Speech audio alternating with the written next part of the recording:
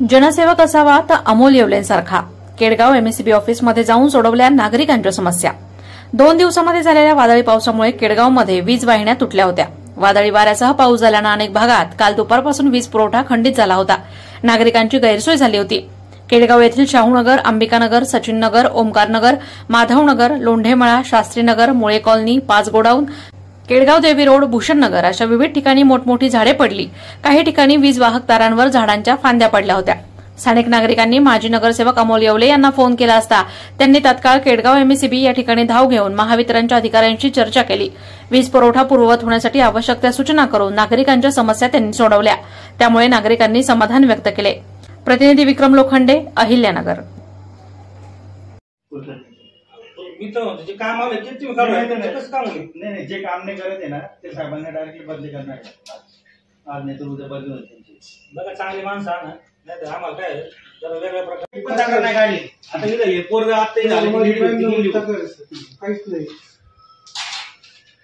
म्हणजे माझ्या वडिलांना काय कसं आहे, काढले ना वारा वादळ आल्यामुळे ना खूप ओढ पडले।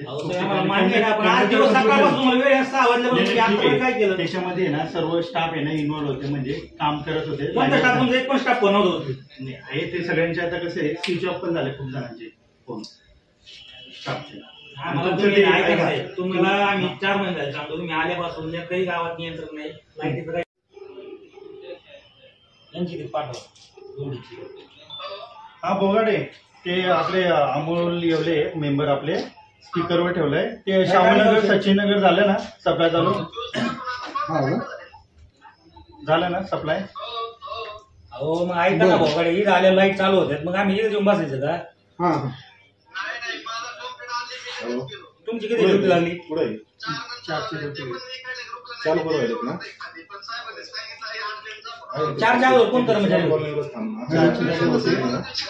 काळे होते मग कशावर ठेवतंय?